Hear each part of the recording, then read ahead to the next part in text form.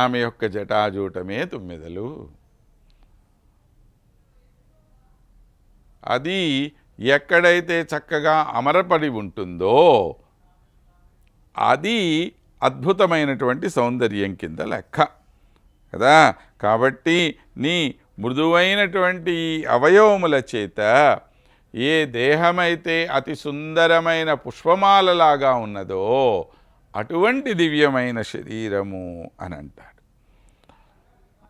దాన్నే మనకి కూచిమంచి తిమ్మకవి అనే మహానుభావుడు నీలాసుందరి పరిణయంలో లక్ష్మీదేవిని వర్ణిస్తూ ఒక చక్కటి పదం చెప్తాడు మనకి.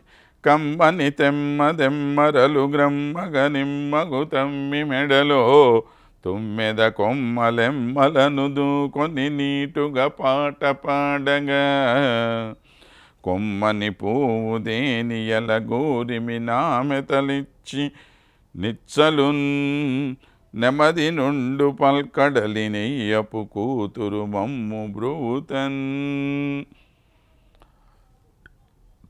ఎలాగ ఉంది అనంటే నెమ్మది నుండు పాల్కడలి నెయ్యపు కూతురు మమ్ము బ్రోవుతన్. ఆ పాల సముద్రపు యొక్క కుమార్తె అయినటువంటి ఈ లక్ష్మీదేవి మమ్మల్ని ఆశీర్వదించాలి అని చెప్పి కోరుకుంటూ ఉన్నారు కూచిమంచి తిమ్మకవి గారు. ఎలాగా అంటే కొమ్మని పువ్వుదేని ఎలగూరిమి నామెతలిచ్చి నిచ్చలున్ అన్నాడు. అది ఎలా ఉండాలి అనంటే చక్కని పూల యొక్క తేనెల మాధుర్యం ఏదైతే ఉందో అటువంటి మాధుర్యం కలిగినటువంటి ఆమె ఆ తల్లి యొక్క కటాక్షం అనేది మా మీద ప్రసరించాలి అని చెప్పి కోరుకుంటూ ఉన్నారు. కాబట్టి సమస్తమైన సౌందర్యానికి ఇది మూలమైన విషయం. అది సౌందర్యామృతసేక శీతలం లావణ్య సూత్రార్పితం ఇదం తే కోమలాంగ సుమనః సందర్భణం అన్నాడు. అలాంటి నీ మృదువైన ఈ అవయవములచే అమర్చబడినటువంటి రూపమే ఒక అద్భుతమైనటువంటి రూపంగా మా కంటి ముందు ప్రకాశిస్తున్నదమ్మా. కాంతవుర ప్రతియత్నమర్హతి. అలాంటి నువ్వు ఆ శ్రీమన్నారాయణుడి యొక్క ఉరస్థలం ఆ వక్షస్థలం మీద ఉండటానికి తగినటువంటి అర్హత కలిగి ఉన్నావు నువ్వు. ఏమిటి ఇక్కడ ఏమికున్న అర్హత అంటే జగదేక సౌందర్యవతివై ఉండటమే కాకుండా ఆయన ఏ విధంగా అయితే ఆర్తత్రాణ పరాయణత్వం అనేటువంటిదే నిరంతరము తన మనస్సులో భావిస్తూ ఉంటాడో అదే విధంగా ఈమె కూడా నిరంతరం ఇదే భావన కలిగి ఉంటుంది. కనుక ఈ విధంగా ఉండేటువంటి ఓ తల్లి అకాండాకులం కవిం మాం ధిక్. నీకు తగనటువంటి వర్ణన చేసి ఉన్న నన్ను చూసి అరే ఏమిట్రా బాబు వీడు ఇంత దుర్మార్గమైనటువంటి వర్ణన చేసేస్తున్నాడు నా గురించి అని అనుకోకుండా పాపం ఏదో తెలిసి తెలియకపోయినా సరే కష్టపడి నన్ను వర్ణిస్తున్నాడు అని నా మీద దయ చూపవమ్మా అని చెప్పి అకాండమమలం కవి మాం ధిక్.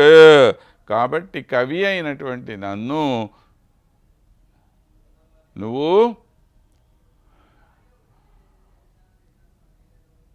ఎప్పుడూ కూడా తప్పుగా భావించకుండా నేను చేసినటువంటి ఈ వర్ణనని నీ యొక్క వర్ణనగా నువ్వు భావించి దీనికి అనుగుణమైనటువంటి ఒక స్థితిని నాకు ప్రసాదించు తల్లి అని చెప్పి ప్రార్థన చేస్తున్నాడు. ఇక్కడ మనకి సాధారణంగా వచ్చేటువంటి ఒక పెద్ద సంశయం ఏమిటి అంటే అసలు అమ్మవారిని వర్ణించటం అవసరమా? ఆమె ఏమన్నా కావ్యకన్యనా? మనం అనుకుంటున్నట్టు ఏదో ఒక లోకల్లో ఉండేటువంటి సాధారణమైన సౌందర్యం కలిగినటువంటి ఆమె ఏం కాదు కదా. మరి ఎందుకని ఈమెను ఈ విధంగా వర్ణించవలసిన అవసరం మనకు వస్తున్నది అనంటే, మనం ఇంతకు ముందు కూడా కొన్ని చిన్న చిన్న ఉదాహరణలు చెప్పుకున్నాం. ఎప్పుడైతే అమ్మవారిని మనలో ఒక భాగంగా మనం భావిస్తామో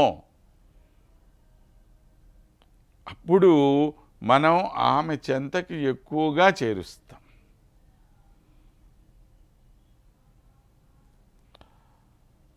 మనము ఎప్పుడూ కూడాను ఆ అమ్మ యొక్క వైభవాన్ని రకరకాలుగా కీర్తిస్తూనే ఉండాలి.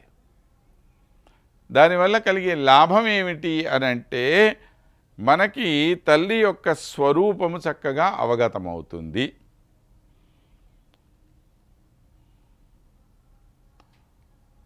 ఆ తల్లి యొక్క స్వరూపం అవగతమైనప్పుడు మనం మరింత సులభంగా ఆమె చెంత చేరటానికి అవకాశం ఏర్పడుతుంది.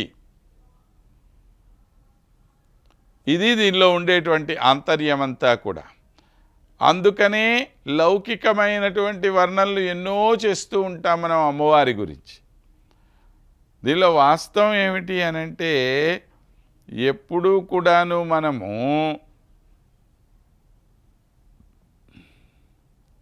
ఆమెను విడిగా చూడకూడదు. అమ్మవారు మనల్ని 3 రూపాల్లో కటాక్షిస్తూ ఉంటారు అని మన పెద్దలు చెప్తున్నటువంటి మాట. ఏమి అవి అంటే జీవత్వము, ఘటకత్వము, ప్రాప్యత్వము అంటాం.